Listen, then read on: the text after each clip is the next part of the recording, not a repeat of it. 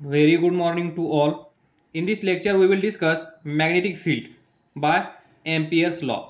या अगोदर आपण पाहिलं magnetic field bye Biot सॅवर्ट law. तर पहा नंबर 1 बायॉट सॅवर्ट लॉ काय होता. dB is equal to mu naught upon 4 pi I dl sin theta divided by r square किंवा dB bar is equal to mu naught upon 4 pi I dl bar cross r bar divided by r cube. Number 1 number 2. तर पहा by using this Biot Savart law आपण find केली magnetic field. हे एक straight long wire असेल. या वायरमधून current I flow होत असेल तर या वायरपासून एवढ्या डिस्टन्सवर म्हणजेच ॲट अ डिस्टन्स r या पॉइंटला magnetic field that is B at point A is equal to किती होतं म्यू नॉट अपॉन 2 पाय I डिवाइडेड बाय r किंवा यालाच आपण कसं लिहितो कॅल्क्युलेशन सोपं होण्यासाठी इजी होण्यासाठी म्यू नॉट अपॉन 4 पाय 2I divided by r. 2 2 cancel होईल. परत आपल्याला हाच फॉर्म्युला भेटेल. तर इथे mu naught is equal to 4 pi into 10⁻⁷. त्यासाठी आपण ही 2 ची ॲडजस्टमेंट केली. त्यानंतर आपण पाहिलं ही एक सर्क्युलर आर्क असेल. तर याचा इथे सेंटर असेल. हे इथे जोडा, हे इथे जोडा. हे डिस्टन्स r, हे distance r. Angle subtended by arc A B is theta. Then आपण पाहिलं ॲट पॉइंट ओ या पॉइंटला मॅग्नेटिक फील्ड किती असेल तर mu naught upon 4 pi into I divided by r here छोटासा r. तर या सर्क्युलर आर्कमधून फ्लो होणारा करंट I.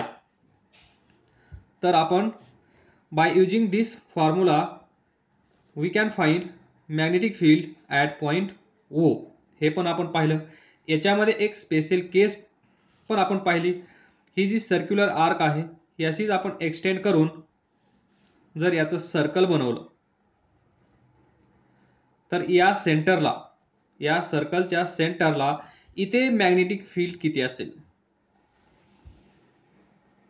हे पण आपण पाहिलं. हे किती होतं mu naught upon 2 into current divided by radius. तर हा r इथून कॅन्सल करा, कन्फ्युजन नको.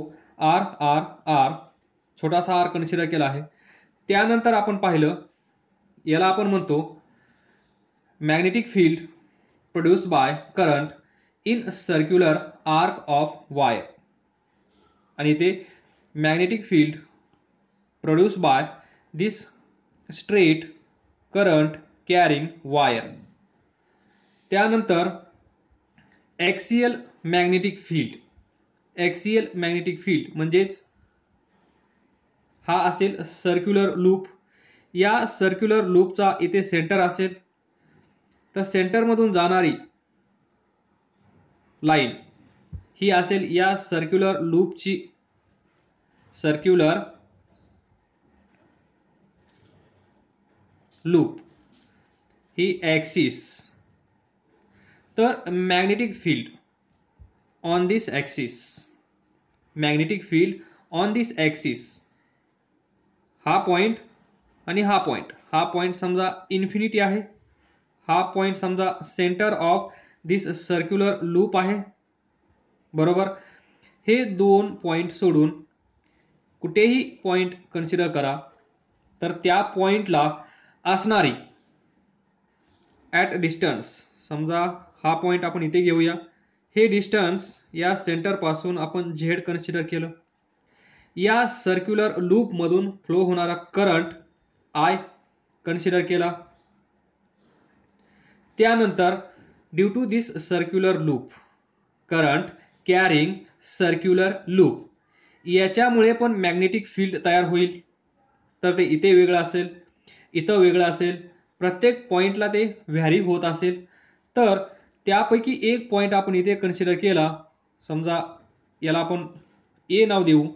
तर magnetic field at point A is given by, बोला, mu naught divided by 2 current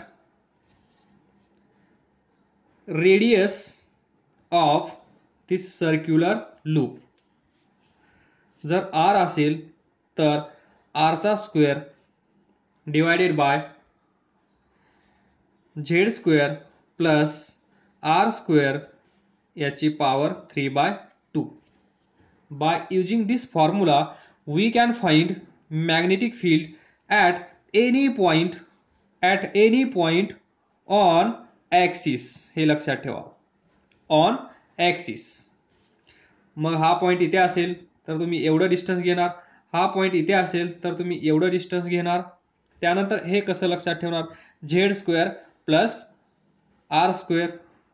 तर आपण हा एलिमेंट इथे कन्सिडर केला होता, हा पोझिशन वेक्टर ड्रॉ केला तर इथे राईट अँगल ट्रायंगल भेटतो. आणि आपल्याला माहित आहे इथे आर आहे, इथे आर आहे, तर इथे पण आर असलं पाहिजे. तर आर म्हणजे हे डिस्टन्स, तर हे कसं भेटेल तुम्हाला, z square plus R square that is hypotenuse of this right angle triangle. तर हे असं तुमच्या लक्षात राहील. तर इथे एक लक्षात ठेवण्यासारखी गोष्ट आहे, हा फॉर्म्युला पहा, magnetic field due to circular arc. इथे थीटा नी मल्टिप्लाय करायला विसरू नका, where theta is in radian, बरोबर. Magnetic field at a centre of this circular arc is given by mu naught upon 4 into I current through this circular arc divided by radius of this circular arc into theta. इथे थीटाने multiply करण्याची गरज नाहीये, कारण इथेच आपण थीटाची value किती put केली आहे, 2π. इथे पहा थीटा एवढा आहे. जर ही सर्क्युलर आर्क याच्यापासून कंप्लीट सर्कल आपण कन्सिडर केला तर थीटाची व्हॅल्यू किती येईल, 2π. मग इथे आपण theta is equal to 2π put करून पाय कॅन्सल, पहा 2π पाय कॅन्सल, 2 कॅन्सल, तर mu naught upon 2 I divided by R. याच्यापासूनच हा फॉर्म्युला आपण तयार केला होता, असं लक्षात ठेवा. म्हणजे तुम्हाला हा एक फॉर्म्युला लक्षात ठेवायचा आहे. थीटाची व्हॅल्यू रेडियनमध्ये पुट करायची आहे, तुम्हाला भेटेल सर्क्युलर आर्क कशीही असू द्या, अँगल कितीही असू द्या, थीटा अप टू 360 डिग्री. आज आपण या लेक्चरमध्ये हा फॉर्म्युला पण डिराईव्ह करणार, हा फॉर्म्युला पण डिराईव्ह करणार, आणि हा फॉर्म्युला म्हणजे काही फॉर्म्युले याच्यापैकी डिराईव्ह करणार by using magnetic field by Ampere's law. जे आता आपण डिस्कशन केलं ते कसं असेल, magnetic field by Biot Savart law. तर इथे बायट-सॅवर्ट लॉ रिप्लेस करून आपण दुसरा लॉ यूज करून हेच फॉर्म्युले कसे येतात ते पाहणार. आणि बायट-सॅवर्ट लॉ सोपा की एम्पियर्स लॉ सोपा हे पण आपण पाहणार. बायट सॅवर्ट लॉमध्ये आपल्याला इंटिग्रेशन फाइंड करावं लागतं. इंटिग्रेशनपासून आपल्याला वाचायचं असेल, सेफ राहायचं असेल तर आपण यूज करू शकतो एम्पियर्स लॉ. कारण इथे असणारं इंटिग्रेशन थोडंसं अवघड असेल, इथे असणारं इंटिग्रेशन एकदम सोपं असेल, बेसिक असेल. त्याला 1 ते 2 स्टेप्समध्ये आपण ते इंटिग्रेशन सॉल्व करू शकतो. म्हणून हा एम्पियर्स लॉ बायट सॅवर्ट लॉपेक्षा खूप खूप इजी आहे. तर हेच सर्व डिस्कशन आपण by using Ampere's law derive करणार आहोत. तर आपण ज्यावेळेस magnetic field due to this long straight current carrying conductor find केलं, डिटरमाइन केलं, त्यावेळेस आपण हा लॉ यूज केला. आज आपण याच्यामुळेच मॅग्नेटिक फील्ड एवढंच येतं की नाही हे आपण क्रॉस चेक करूया बाय युजिंग एम्पियर्स लॉ.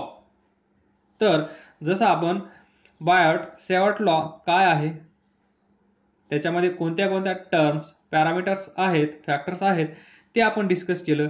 तर आपण एम्पियर्स लॉ म्हणजे काय हे आपण पाहूया. तर पहा, हा क्यू काय आहे, चार्ज. हा सरफेस असेल, या सरफेसच्या आतमध्ये चार्ज Q1 असेल, बाहेर Q2 असेल. तर आपण पाहिलं टू फाइंड इलेक्ट्रिक फील्ड कोणता लॉ यूज केला होता आपण, गॉस लॉ.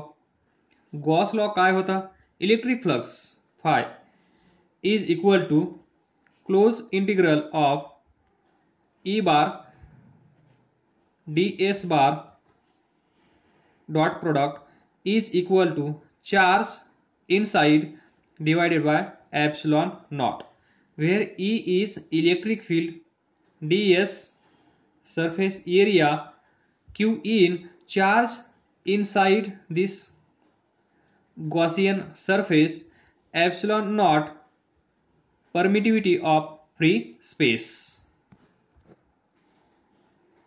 असाच काहीसा एम्पियर्स लॉ आहे. जसं आपण इलेक्ट्रिक फील्ड फाइंड करण्यासाठी गॉस लॉ यूज केला, त्याचप्रमाणे आपण मॅग्नेटिक फील्ड फाइंड करण्यासाठी एम्पियर्स लॉ यूज करू शकतो instead of Biot Savart law. One can use Biot Savart law and one can use this E.g. Ampere's law. See Gauss law. तर पहा, close integral इथे पण आहे, इथे पण आहे. इथे इलेक्ट्रिक फील्ड आहे, ते असेल चार्ज डिस्ट्रीब्यूशन. चार्ज डिस्ट्रीब्यूशन म्हणल्यानंतर गॉस लॉ आपण यूज करतो. हा चार्ज आहे, CHARGE चार्ज. तर पहा, दिस इथे पण आहे, इथे पण आहे. ई इलेक्ट्रिक फील्ड, इथे असेल magnetic field. Dot product ds बार सरफेस, हा एरिया गॉसियन सरफेस जो आपण कन्सिडर करतो तो एरिया ds बार. इथे असेल length, that is dl bar is equal to, इथे आहे charge inside this Gaussian surface. इथे असेल हा जो आहे epsilon नॉट, त्याची जागा इथे घेईल म्यू नॉट. त्यानंतर इथे चार्ज आहे, इथे असेल करंट. तर हा आहे एम्पियर्स लॉ. ज्यांनी करंटचा शोध लावला त्यांच्या नावानी, सॉरी करंट नाही, जे SI युनिट आहे करंटचं, दॅट इज एम्पियर, त्या नावानी हा लॉ ओळखला जातो. तर एम्पियर्स लॉ लक्षात आला असेल. पहा, जिथे इलेक्ट्रिक फील्ड आहे तिथे मॅग्नेटिक फील्ड, जिथे एरिया आहे तिथे लेंथ, जिथे चार्ज आहे तिथे करंट. तुम्हाला माहित आहे current is due to the flow of charge. त्यामुळे चार्जच्या जागेवर करंट आणि हे जे कॉन्स्टंट आहे परमिटिव्हिटी ऑफ फ्री स्पेस त्याच्या जागेवर येईल इथे परमियाबिलिटी ऑफ फ्री स्पेस. तर असं लक्षात ठेवा तुम्ही एम्पियर्स लॉ. इथे असेल गॉसियन सरफेस, इथे असेल एम्पिरियन लूप. याच्यासाठी गॉसियन सरफेस लूप म्हणजे इथे पण एक लूप असेल, तर पहा हा असेल एम्पिरियन लूप. तर या लूपच्या मध्ये करंट कन्सिडर करा I1, I2, I3, बाहेर I4, इथे I5. तर करंट म्हणल्यानंतर वायर आली, तर इथे असणारी वायर पहा, या वायरमधून फ्लो होणारा करंट कसा आहे, सर्कल डॉट म्हणजे कमिंग आउट ऑफ प्लेन. इथला पहा सर्कल डॉट म्हणजे कमिंग आउट ऑफ प्लेन. इथला करंट पहा कसा आहे, going into the plane. हा current going into the plane, हा current coming out of plane.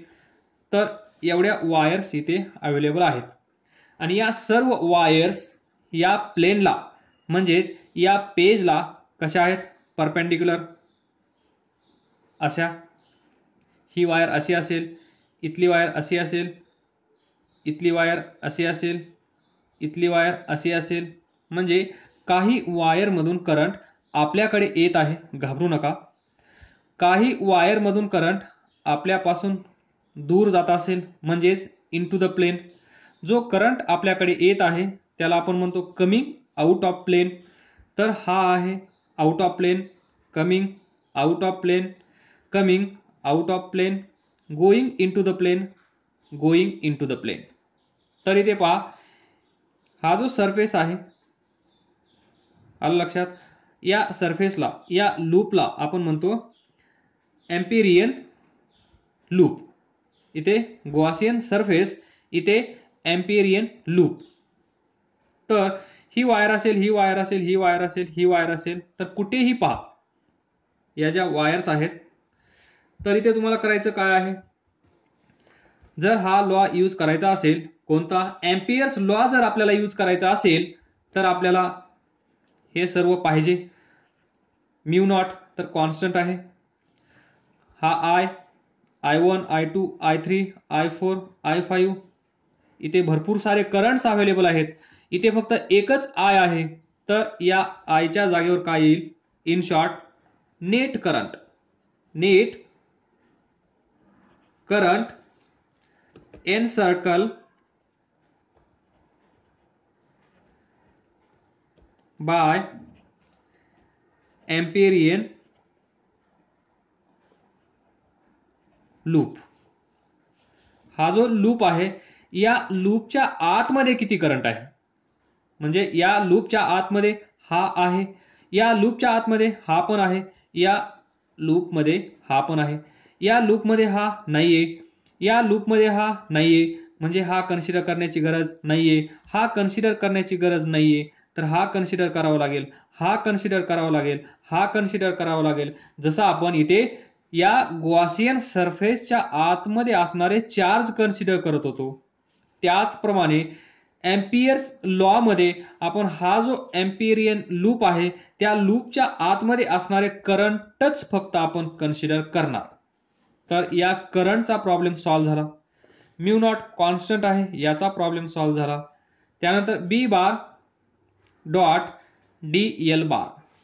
तर तुम्हाला माहित आहे B bar dot D L bar, याला आपण कसं लिहितो, B D L cos theta, where theta is angle between B and DL. तर याचा अर्थ तुम्हाला पुढे समजून जाईल, किंवा ज्यावेळेस आपण magnetic field due to straight current carrying conductor किंवा वायरने पाहूया, त्यावेळेस तुम्हाला हा अँगल तिथे आपण एक्सप्लेन करूया. तत्पूर्वी तुम्ही एवढंच लक्षात ठेवा, B dot D L that is A dot B is equal to A B cos theta. आणि लक्षात ठेवा B bar and D L bar हे ऑलवेज कसे असतात, ऑलवेज इन सेम डायरेक्शन. या दोघांची डायरेक्शन हमेशा सेम असते. म्हणजे बी बारची डायरेक्शन ही असेल तर डी एल बारची डायरेक्शन पण हीच असते. तर इथे या दोघांमधला अँगल किती असतो, theta is equal to 0. So B bar D L bar is equal to B D L आपण असं लिहू शकतो. तर यालाच तुम्ही असंही म्हणू शकता. इथे पहा हा लूप आपण कन्सिडर करूया. या लूपमध्ये पहा हा जो एम्पिरियन लूप आहे, या लूपमध्ये इथे पहा एक वायर कन्सिडर करा. इथली समजा ही I1 ही वायर, इथला करंट कसा आहे, कमिंग आउट ऑफ प्लेन. म्हणजे असा आहे, करंट इथून इकडे जात आहे असं कन्सिडर करा. म्हणजेच हा कंडक्टर करंट आपल्याकडे येत आहे आणि तो या प्लेनला परपेंडिक्युलर पण आहे. तर बाय राईट हँड रूल ज्या डायरेक्शनमध्ये करंट फ्लो होत आहे त्या डायरेक्शनमध्ये थंब. तर इथे ही सिच्युएशन कशी असेल, अशी. तर पहा हा थंब आपल्याकडे आहे, त्यानंतर ही 4 फिंगर्स पहा कसे आहेत, डायरेक्शन ऑफ करंट. इथे पहा कमिंग आउट ऑफ प्लेन दिस. त्यानंतर डायरेक्शन ऑफ मॅग्नेटिक फील्ड कसे असेल, या पेनच्या लेफ्ट साईडला आपल्याकडे येत आहे, पेनच्या राईट साईडला इकडे जात आहे, इथून इकडे येत आहे, इथून इकडे जात आहे. पहा इथून इकडे येत आहे, या साईडला इकडे जात आहे. म्हणजे या साईडला इनटू द प्लेन, इथून कमिंग आउट ऑफ प्लेन. तर ही सिच्युएशन इथे आहे.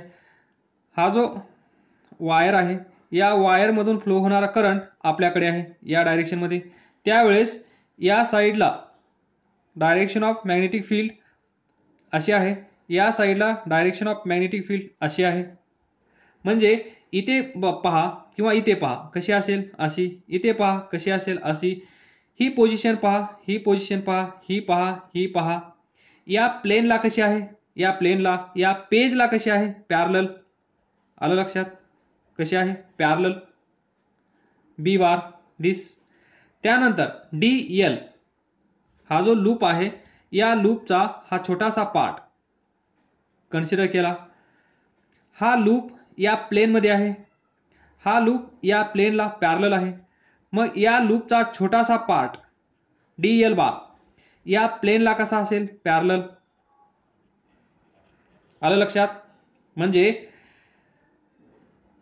बी बार या प्लेनला पॅरलल आहे, डी एल बार या प्लेनला म्हणजेच या पेजला पॅरलल आहे. तर आपण असं म्हणू शकतो का B bar and D L bar एकमेकांना पॅरलल आहेत, म्हणजेच एकाच डायरेक्शनमध्ये आहेत. Always B bar and D L bar always are in same direction. तर पहा इथे इथून जर हा असेल हा डी एल बार, तर इथे असणार मॅग्नेटिक फील्डची डायरेक्शन ती पण अशीच असेल या डायरेक्शनमध्ये. आणि या दोघांमध्ये अँगल असेल थिटा, हा अँगल. आलं लक्षात. आणि हा अँगल नेहमी किती आहे इथे, 0. म्हणजेच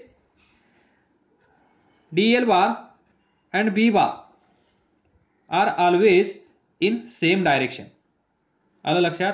बी dot D L B bar dot D L bar is equal to B D L cos theta, where theta is angle between B and D L. आणि आपल्याला माहित आहे बी अँड डी एल हे कसे आहेत, ऑलवेज इन सेम डायरेक्शन. तर हे विसरू नका. इथे पहा हा जो एम्पिरियन लूप आहे या लूपमधली एक वायर आपण ही कन्सिडर केली. असंच तुम्ही प्रॅक्टिस याला करू शकता, याला करू शकता. काय होईल, ही तर सेम डायरेक्शन आहे, ही डायरेक्शन घेतली तर काय होईल, याच्या उलट होईल. डायरेक्शन ऑफ मॅग्नेटिक फील्ड याच्या अपोजिट डायरेक्शन मध्ये येईल, पण ती या प्लेनला पॅरललच असेल. बरोबर. हे असं पकडा किंवा हे असं पकडा, तरी 4 फिंगर्स पहा या पोझिशन मध्ये पण पॅरललच आहेत प्लेनला, किंवा तुम्ही असं पकडलं त्यावेळेस पण ती पॅरललच आहेत त्या प्लेनला, म्हणजे ज्या प्लेनमध्ये हा लूप आपण ठेवला आहे त्या प्लेनला. इथे हा प्लेन आपल्यासाठी म्हणजे पेज. तर हा सर्क्युलर लूप, हा एम्पिरियन लूप या प्लेनला पॅरलल आहे. इथून येणारा करंट जो बाहेर येत आहे तो करंट या प्लेनला परपेंडिक्युलर आहे, म्हणजेच असा आहे. त्यानंतर हा कंडक्टर आपण उजव्या हातात असा पकडला, ज्या डायरेक्शन मध्ये करंट आहे त्या डायरेक्शन मध्ये थंब ठेवला, त्यावेळेस ही 4 फिंगर्स आपण पाहिली. पहा, हे फिंगर या प्लेनला पॅरलल आहे, हे फिंगर या प्लेनला पॅरलल आहे, आणि ही 2 फिंगर्स पण या प्लेनला पॅरलल आहेत. म्हणजेच direction of magnetic field, direction of magnetic field या प्लेनला कशी असेल, कुठे अशी असेल, कुठे अशी असेल, कुठे अशी असेल, कुठे अशी असेल. बरोबर. प्रत्येक पॉइंटला अशी डायरेक्शन असेल. तर हे सर्व डायरेक्शन्स या मॅग्नेटिक फील्डच्या या प्लेनला कशा आहेत, प्लेनला कशा आहेत, पॅरलल.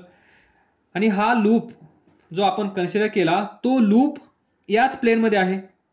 म्हणजे इथला कुठलाही छोटासा पार्ट आपण कन्सिडर केला तर हा DL या प्लेनला कसा आहे, पॅरलल. हा पार्ट कन्सिडर करा, या प्लेनला कसा आहे, पॅरलल. म्हणजे हा छोटासा पार्ट पण या प्लेनला पॅरलल आहे. डायरेक्शन ऑफ मॅग्नेटिक फील्ड ही पण या प्लेनला पॅरलल आहे. तर आपण असं म्हणू शकतो हा आणि हा एकमेकांना पॅरलल असला पाहिजे, म्हणजेच ते दोन एकाच डायरेक्शन मध्ये आहेत, आणि एकाच डायरेक्शन मध्ये आहेत म्हणजेच ही सिच्युएशन. आणि या सिच्युएशन मध्ये या दोघांमध्ये अँगल किती असतो, 0. म्हणून हमेशा ही साइड आपल्या सिलेबसमध्ये ही साइड काय असेल, BDL. काय असेल, BDL. आणि आपल्याला या साइडला फक्त करंट जो या लूप मध्ये आहे तेवढाच करंट आपल्याला कन्सिडर करायचा आहे. एवढं छोटंसं काम आहे. आणि हा छोटासा एम्पियर्स लॉ इथे तुम्हाला लक्षात ठेवायचा आहे. या दोघांची डायरेक्शन करंट या एम्पिरियन लूप मधलाच करंट घ्यायचा आहे, बाकी काहीच लक्षात ठेवण्याची गरज नाहीये. आणि याला दुसरं नाव आहे, ज्या नावाने याला आपण ओळखतो, एम्पियर सर्किटल लॉ, याचं हे दुसरं नाव आहे. तर आपण फायनली हे याच्यासाठी कसं लिहू शकतो पहा, integration of B cos theta. इथे आपण याला असंही म्हणू शकतो, B cos थीटा, म्हणजे हा जो B बार आहे हा थीटा आहे. तर या B बारचा अलॉंग दिस कॉम्पोनंट काय असेल, B cos थीटा, म्हणजे हा B cos थीटा. आलं लक्षात. या दोघांमध्ये अँगल थीटा आहे. तर या B बारचा अलॉंग दिस DL कॉम्पोनंट कोणता असेल, B cos थीटा, आणि ते परपेंडिक्युलर असेल B sin थीटा. तर हा B cos theta component of magnetic field.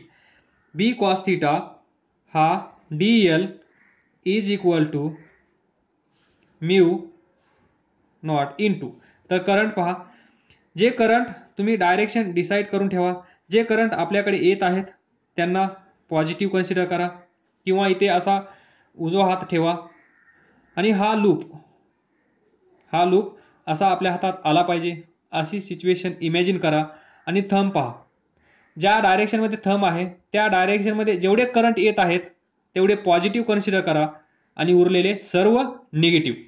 हे एक साइन कन्व्हेन्शन्स लक्षात ठेवा. तर हा करंट पहा आपल्याकडे येत आहे, बरोबर. म्हणजे ज्या डायरेक्शनमध्ये थंब आहे त्याच डायरेक्शनमध्ये तो करंट येत आहे, तर त्याला आपण पॉझिटिव्ह कन्सिडर करूया. I2 पहा थंबच्या डायरेक्शनमध्ये आहे, तो पण पॉझिटिव्ह असेल. I3 पहा गोईंग इनटू द प्लेन आहे, म्हणजे या थंबच्या अपोजिट डायरेक्शनमध्ये आहे, तर तो कसा असेल, निगेटिव्ह. आणि हे बाहेरचे दोन कन्सिडर करण्याची गरज नाहीये तर I1 positive, I2 positive minus I3 याला आपण म्हणतो net current. Net current encircled by Amperian loop. आलं लक्षात? Net current encircled by Amperian loop. आणि हा आहे आपला एम्पियर्स सर्किटल लॉ किंवा एम्पियर्स लॉ. जर हा लॉ तुम्हाला समजला असेल तर आपण एकदम सोप्या पद्धतीने मॅग्नेटिक फील्ड फाइंड करू शकतो. जिथे आपण बायट सेवर्ट लॉ मध्ये खूप सारे इंटिग्रेशन पाहिले, तेवढे इंटिग्रेशन घेण्याची गरज नाहीये. हे आपण पुढच्या लेक्चरमध्ये डिस्कशन करणार आहोत, डिस्कस करूया. तोपर्यंत याच्यामध्ये तुम्हाला काय समजलं नसेल तर विचारा. आणि हे ज्यांना समजलं असेल त्यांच्यासाठी पुढचं लेक्चर एकदम सोपं असेल, जे तुम्ही डबल स्पीडने पाहाल. आणि अर्धा तासाचं लेक्चर तुम्ही 5 ते 7, 8, 10 मिनिटांमध्ये संपवाल. एवढं सोपं आहे हे, जर तुम्हाला याचा अर्थ समजला असेल तर. एकदम सिंपल आहे. बी माहित आहे मॅग्नेटिक फील्ड. DL खूप वेळा डिस्कस करून झाला आहे. जे आपण लूप घेणार त्याचा छोटासा part. Mu naught permeability, I1 plus I2 minus I3 याचा अर्थ तुम्हाला चांगला समजत असेल. जे आपल्याकडे येत आहेत ते पॉझिटिव्ह, जे आपल्याकडे येत नाहीयेत ते निगेटिव्ह. आणि या सरफेसच्या आतमधले, या लूपच्या आतमधले एवढंच लक्षात ठेवायचे, बाकी काहीच लक्षात ठेवण्याची गरज नाहीये. तर काय समजलं नसेल तर विचारा, अभ्यास करत राहा, पुढे जात राहा. All the best. थँक्यू.